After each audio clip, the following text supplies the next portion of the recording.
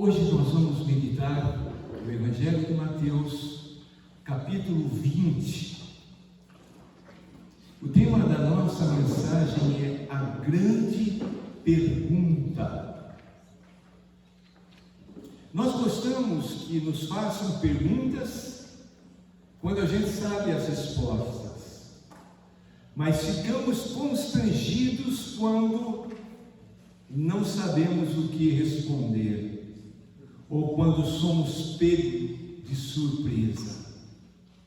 Vamos ler Mateus capítulo 20, a partir do verso 29 até o verso 34.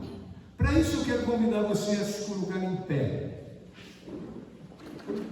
em reverência à palavra de Deus. Saindo eles de Jericó, uma grande multidão o acompanhava.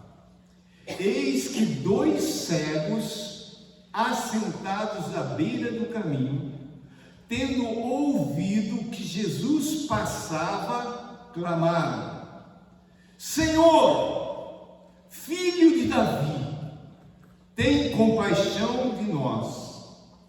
Mas a multidão os repreendia para que se calassem. Eles, porém, gritavam cada vez mais: Senhor, filho de Davi, tem misericórdia de nós. Então, parando Jesus, chamou-os e perguntou, aqui está a grande pergunta: que quereis que eu vos faça?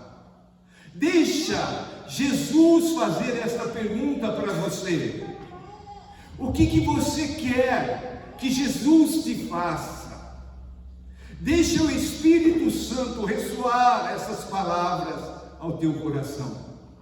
O que você quer que Jesus te faça nesta manhã de domingo? O que mais está afligindo o teu coração, a tua alma, os teus pensamentos? O que mais tem gerado angústia, tristeza, dor, uma enfermidade, pensamentos que te perturbam, medos, tristeza, angústia, falta do básico? Que quereis que eu vos faça? Os cegos responderam: Senhor, que se nos abram os olhos. Condoído, Jesus tocou-lhes os olhos e imediatamente recuperaram a vista e o foram seguindo. Vamos orar? Papai, existem tantas cegueiras e certamente o Senhor sabe daquela que nós estamos precisando de cura.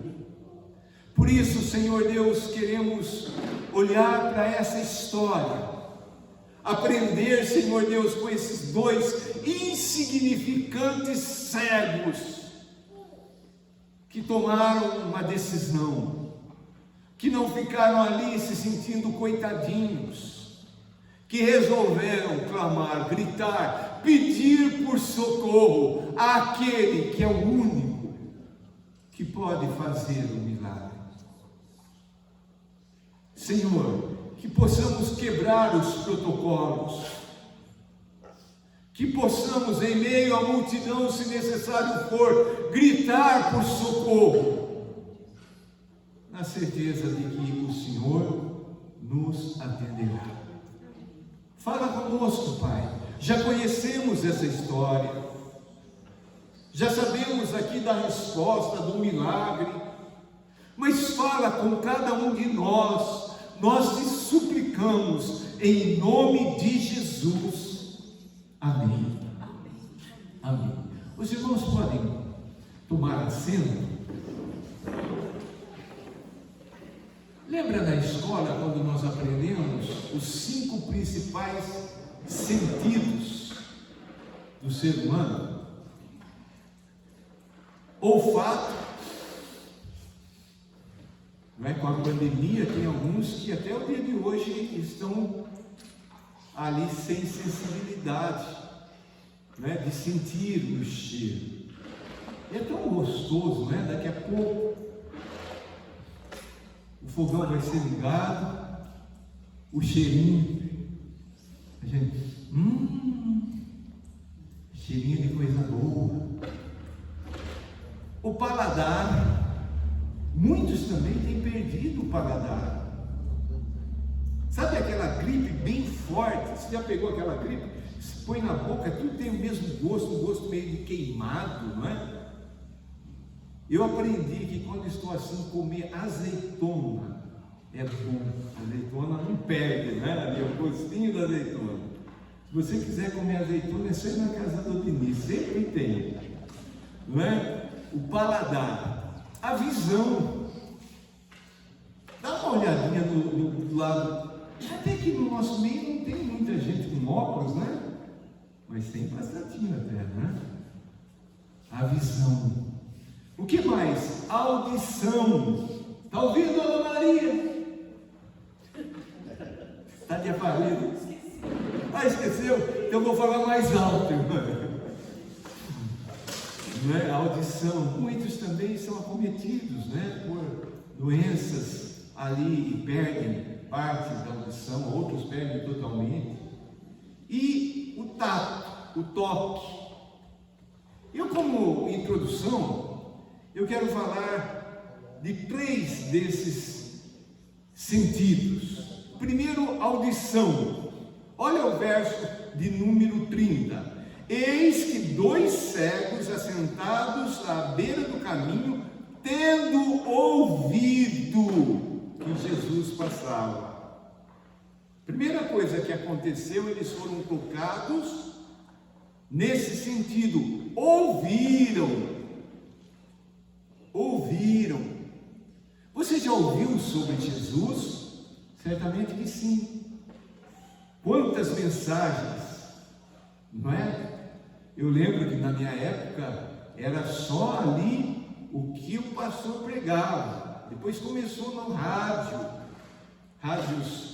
onde os pastores pregavam, ensinavam, a gente ouvia música, né? Não tinha facilidade da internet como nos dias de hoje, programas evangélicos. Eu lembro que a gente ouvia rádio Marumbi lá em Curitiba, e depois para conseguir a música a gente tinha que comprar o disco, né? Correr atrás. E eu ouvi uma vez uma música do Espírito Santo no Fusquinha Verde, em frente à comunidade ali em Curitiba. Uma música linda, eu falei, eu preciso pegar esse canto. Mas como? Veio a ideia. Tinha um programa ali na rádio que você pedia a música. Alguns lembram disso? Para o seu enlevo espiritual. E eu liguei lá na rádio. Aí fui atendido. Ela perguntou, né? Ele sem aquela voz de locutor. Quem fala? Quando eu ouvi, porque eu gravei, que eu queria gravar aquela música para depois poder aprender, reproduzir, etc. Eu gravei, né? Quando eu fui atendido, eu apertei as 2 teclas, lembra, os aparelhos, né? Você faz tudo no celular, é coisa tremenda. É o REC, mas tem que pôr o play e o REC junto. E eu apertei e veio a voz do outro lado. Quem está falando? Eu, Francisco. Aquele caipira lá de Montemor. Quando eu vi, eu falei, não, essa não é a minha voz. Quem está falando? Francisco. Da onde? Mercedes. E daí eu gravei a música, pedi e ofereci a música para minha esposa. Ela ficou comigo. Então, ouvir. Você já ouviu sobre Jesus? A primeira coisa, então, eles ouviram. Depois eu quero chamar a atenção para o segundo sentido aqui nessa história. No verso 34. Condoído, Jesus tocou-lhes. Há poder no toque. Até a medicina secular, a medicina, né, os ensinos dos homens, eles estão dizendo que a saúde ao ser tocado. Por isso que quando nós oramos, nós fazemos como Jesus, nós tocamos as pessoas. Aqui no caso, tocou aonde havia necessidade, onde havia o problema, nos olhos. Jesus tocou os olhos. Se é dor de cabeça, a gente toca a cabeça. Em determinadas partes do corpo, a gente pede para a pessoa tocar no coração. O toque. Precisamos aprender a tocar. Eu venho de uma geração onde os pais não tocavam os filhos, onde nós não aprendíamos a abraçar, a tocar um ao outro. Mas agora em Cristo Jesus nós aprendemos. Toca a pessoa que está ao teu lado, assim, com amor, né? Dá um toque. Isso. Há um canto que fala assim: tocou-me, Jesus tocou-me. É um hino, não é? Você já foi tocado por Deus? Você já foi tocado por Jesus? E o terceiro sentido aqui é a própria visão. Depois que Jesus tocou, verso 34 ainda, imediatamente recuperaram a vista, passaram a enxergar. Então eles ouviram, foram tocados e o milagre aconteceu, começaram a enxergar. Então agora vamos à nossa pregação. A pergunta. Primeiro ponto, a pergunta, verso 32. Então parando Jesus, chamou-os e perguntou: que quereis que eu vos faça? Parece para nós que é uma pergunta sem sentido. É lógico, é claro. Parece, mas nem sempre é assim. Esses poderiam falar assim: Senhor, nós queremos uma esmola, porque a condição em que eles viviam era a condição de mendicância. Mendicância, eles tinham ali como única maneira de sobreviver: me dá uma esmolinha, pelo amor de Deus. Quantas vezes aquilo que pedimos a Deus são coisas supérfluas?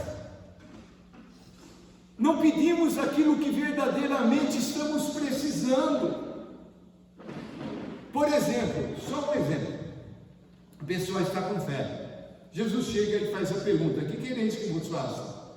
Eu quero que o Senhor tire a febre. A febre não é o problema. Dá para entender? Muitas vezes nós pensamos que o problema, aquilo que estamos pedindo para Deus, é aquilo que vai trazer alegria, paz, felicidade. Que quereis que eu vos faça? Agora, hoje, nesta manhã, Jesus perguntando para você: o que você quer que eu faça? O que você vai pedir? Ah, Senhor, eu quero a casa própria, que é o sonho de todo brasileiro. Eu quero ganhar na Porta da Esperança. É isso que tinha programa? Acho que era Porta da Esperança. Você assistia, né, Luiz? Porta da Esperança. A minha mãe, tadinha, passou a vida todinha comprando carnezinho.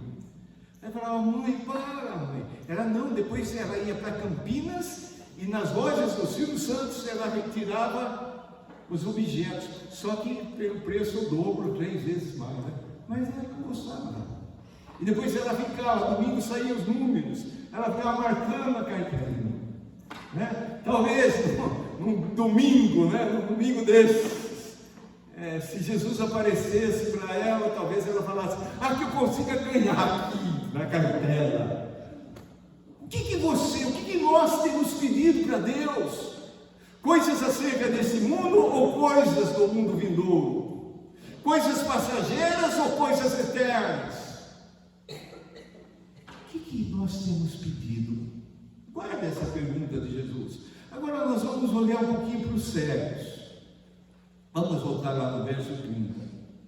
Os dois cegos assentados à beira do caminho, tendo ouvido que Jesus passava, o que eles fizeram? Ficaram quietinhos? Conversaram um pouco? Você viu Jesus passando? Não vi, eu sou cego. Ah, mas eu não vi. Ouviu. Você tem ouvido as mensagens? O que a mensagem tem produzido em nós? O que produziu neles? Eles ouviram Jesus passava, eles clamaram. Essa palavra clamar é uma palavra que quase a gente não usa muito, né, no nosso dia a dia. E a palavra que é sinônimo dessa palavra parece até meio que, não, isso não, eu não vou fazer isso. Gritar, berrar, vociferar, e gritar. O desespero, a esperança da solução, leva a pessoa que realmente está sentindo esse problema, essa dificuldade, essa enfermidade, a gritar. Ah, mas hoje nós somos tão comedidos, não é verdade? O nosso grito muitas vezes é: Senhor. Ah, não quero atrapalhar ninguém. Grita mais alto: Senhor. Eles gritaram. Eles viram ali a oportunidade de mudança de vida. Se nós não enxergarmos em Cristo Jesus a possibilidade, muitas vezes a última, a única possibilidade de mudança, nós vamos nos aquietar, nós vamos nos acostumar a viver com os nossos problemas, as nossas lutas, as nossas dificuldades. Eu lembro que lá no seminário a liderança falava: se você quiser gritar, pode gritar à vontade. Você mergulha no lago e lá embaixo você grita. Não dá para gritar assim, né? Qual foi a última vez que você gritou? Ah, foi quando eu vi uma barata lá em casa. As mulheres, nem todas, né? Ali na nossa casa tem uma perereca. No começo assustava, agora eu sei que o grito é algum desses bichinhos. Qual foi a última vez que verdadeiramente você foi sincero para com você mesmo e falou assim: eu estou desesperado? E começar a gritar: Jesus, Jesus! É esse o sentido dessa palavra clamar. Ah, mas o que vão falar de mim? Não é? Já pensou lá no prédio que você mora, na casa que você mora, começar a gritar o vizinho e vai chamar a polícia? O que está acontecendo? E a gente começa a engolir, não é? Os nossos problemas, e eles vão se avolumando dentro de nós. Porque a gente não clama a Jesus. Eu lembro que uma das noites que eu passei ali no pronto-socorro do Angelina Carol, os gritos a noite todinha. E a gente fica ali no pronto-socorro, as luzes abertas, movimento. Você trabalha ali no pronto-socorro também, não? Trabalhou já. Uma vez ficou tão apertado que estava tudo exprimido, as macas assim, o cara do lado mexia, e aí começou aquela coisa, o cara estava meio que morrendo, ele começou a gritar, a gente não dorme.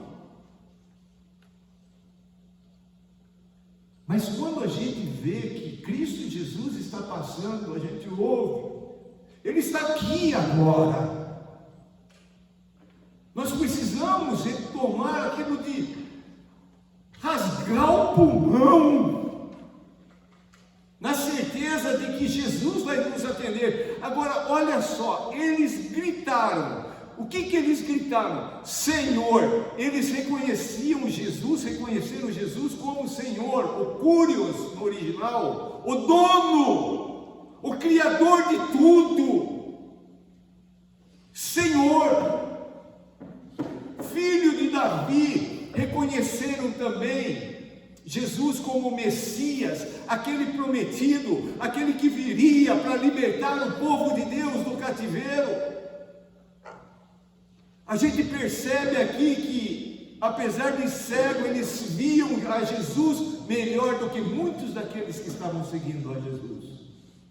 Eles tinham a compreensão de que Jesus é dono, o Senhor, de que Jesus é o prometido, o Messias, o Cristo, o ungido.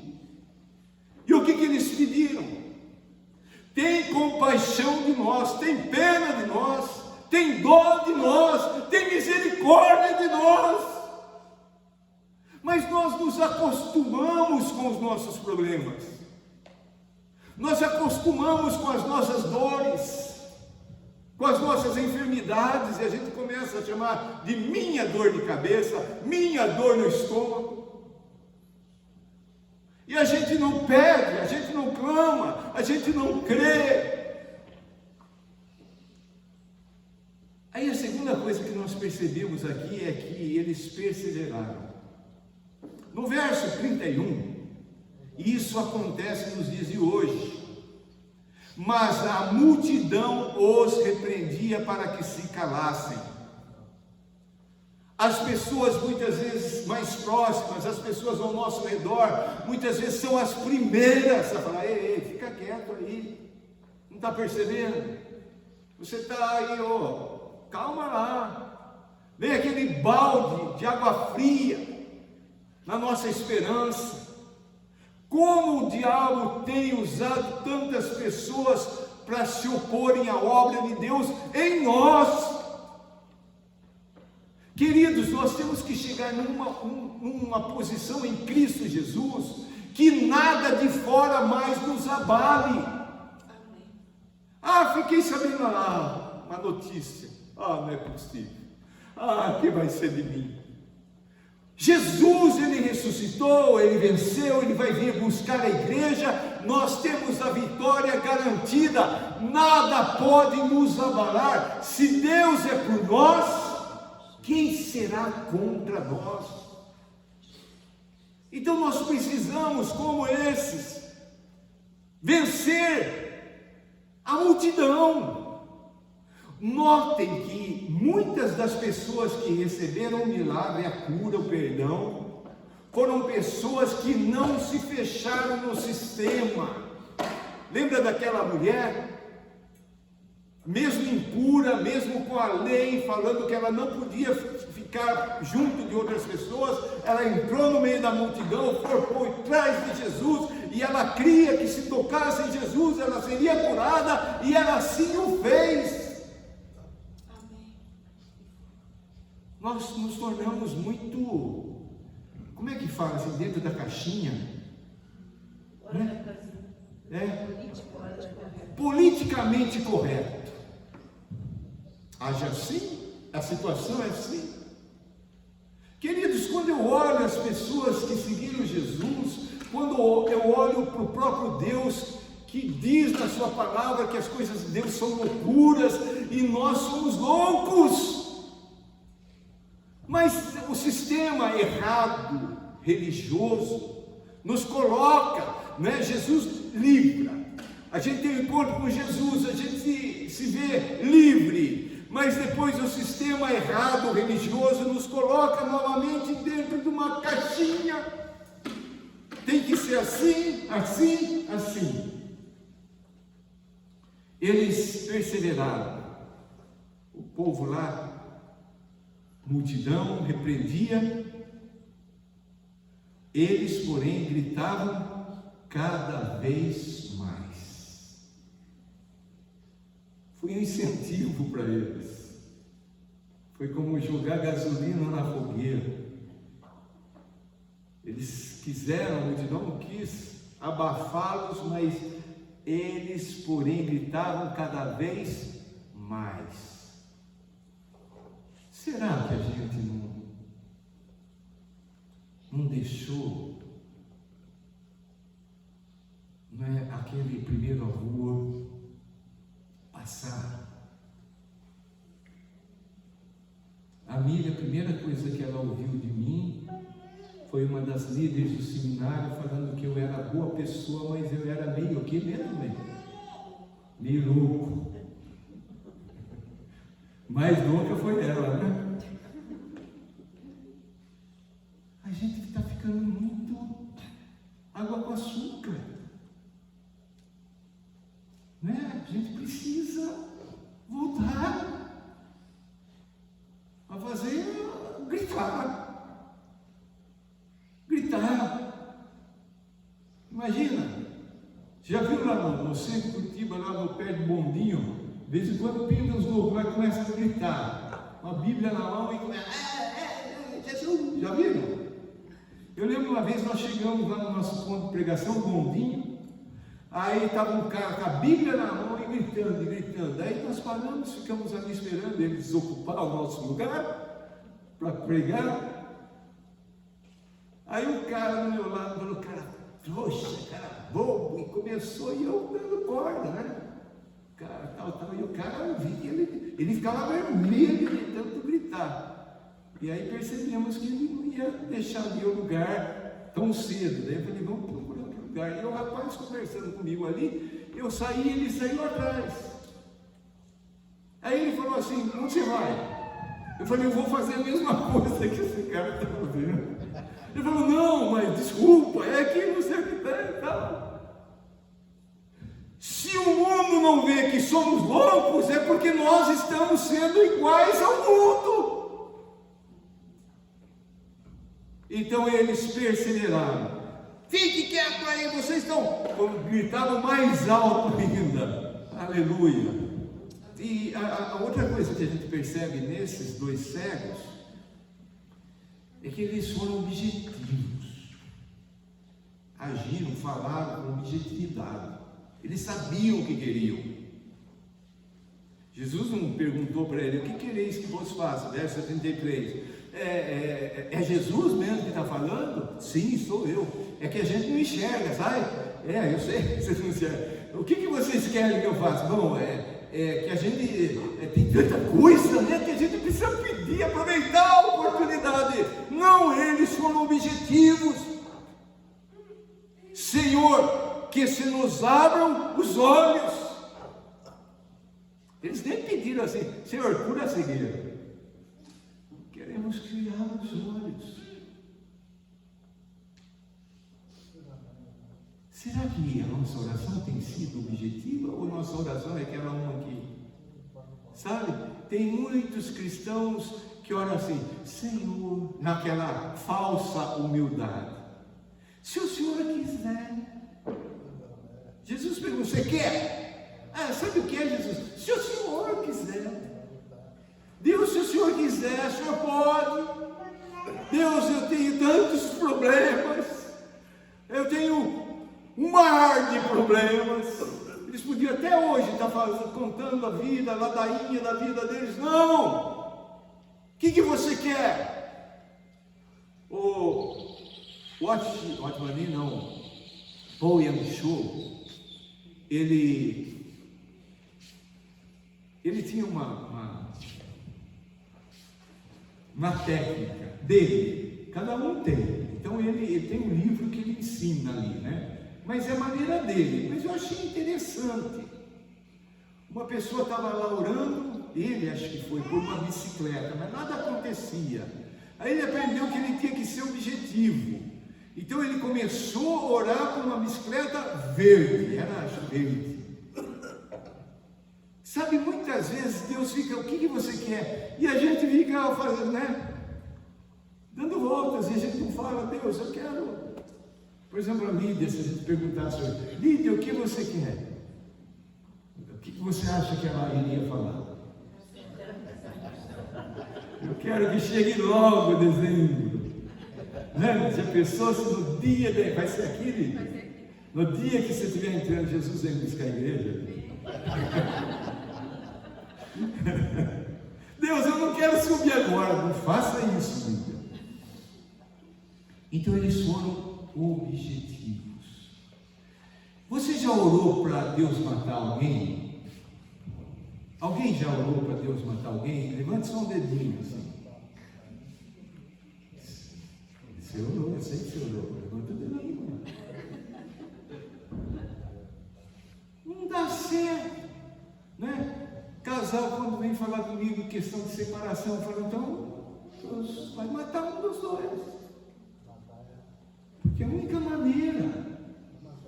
Mas a gente muitas vezes fica com medo, não é? Deus não vê segurança, certeza no nosso coração. Se tem algum casal aqui que está pensando em separar, pede para Deus matar o seu cônjuge.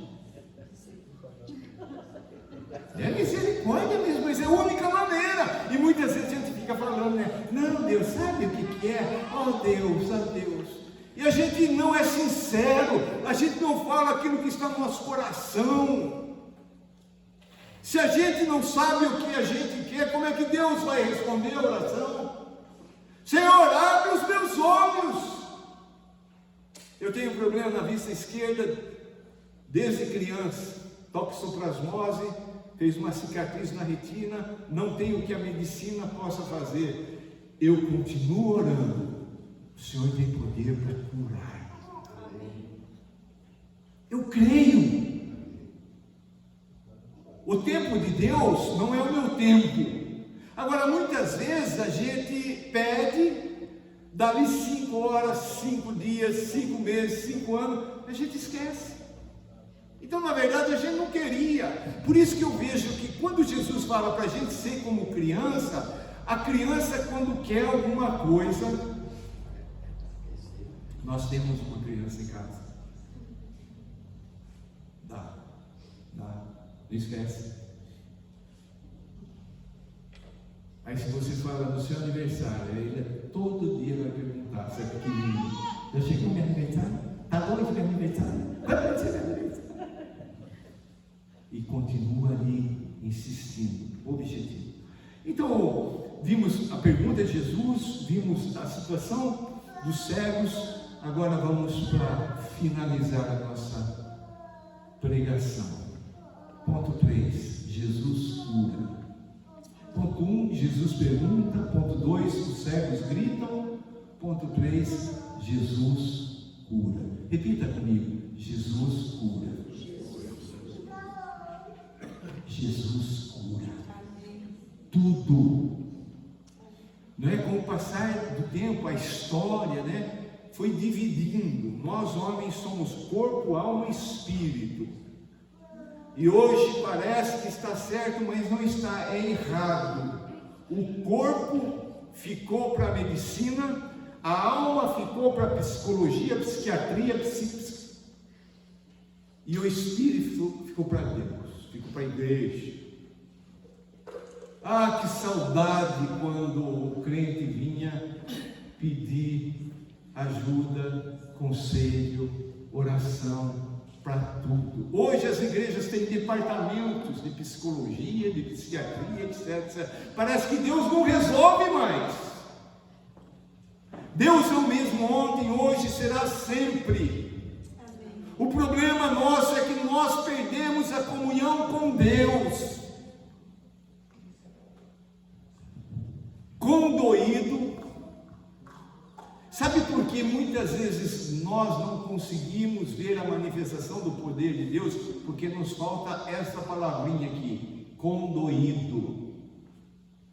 Misericórdia. Muitas vezes nós até oramos pela pessoa, pela enfermidade, pelo problema mental, seja lá o que for, mas nós não sentimos aquela dor da pessoa no nosso coração. Jesus, ele agia porque ele sentia essa dor da pessoa, ele se condoía com essa pessoa. Condoído, Jesus tocou-lhe os olhos. O problema estava ali. Jesus é o Criador de todas as coisas. Para Jesus tocar os olhos e curar, é a coisa mais simples, mais fácil que existe. tocou-lhe os olhos. Aonde você quer que Jesus toque você hoje? Alguma enfermidade? Pede para Ele tocar. Algum problema emocional? Ele tem poder para ir lá no fundo, lá nas suas entranhas e tocar. Um problema mental? Pensamentos? Como nós temos sido bombardeados pelo reino de Satanás na mente? É verdade, não é? Nós não podemos deixar essas mentiras do diabo se alojarem na nossa mente. Toca a minha mente, Senhor. Há um cântico que nós cantamos, Espírito, vamos cantar esse cântico depois. Toca a minha mente. Um grande homem de Deus, ele disse: eu não posso proibir que as andorinhas sobrevoem sobre a minha cabeça, mas eu posso proibi-las de fazer ninho na minha cabeça. Nós não conseguimos proibir que os pensamentos malignos venham, mas nós podemos proibir de que eles se alojem. Quantas pessoas estão acreditando nas mentiras do diabo? Pensamentos e mais pensamentos que nascem no coração de Satanás são produzidos no inferno e se alojam na mente das pessoas. Jesus, conduído, tocou-lhe os olhos. Espírito Santo, gera fé no nosso coração e tira todo bloqueio, toda cegueira através do toque de Cristo Jesus. E imediatamente recuperaram a vista. Imediatamente. Agora deixa eu fazer um parênteses aqui, amados. Nesse caso foi imediatamente. Mas há um outro caso que Jesus toca, cura o cego, e Jesus pergunta para ele: está tudo bem, está enxergando? E ele fala: estou enxergando o homem, parece que é árvore, não sei se é árvore, se é homem, e houve a necessidade de um segundo toque. Nós não sabemos. Se o meu caso precisar 10 toques de Jesus, Senhor, toca 10 vezes. Não é o poder dele que é limitado, é a minha fé que é pequena.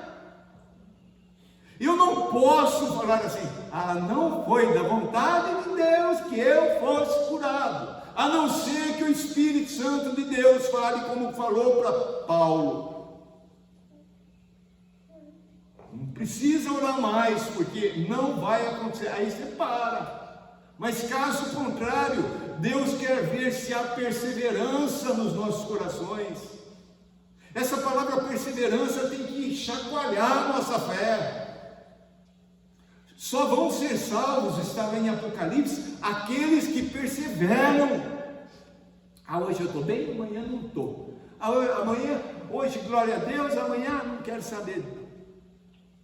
Tem que perseverar. Está com vontade? Ora. Não está com vontade? Ora do mesmo jeito.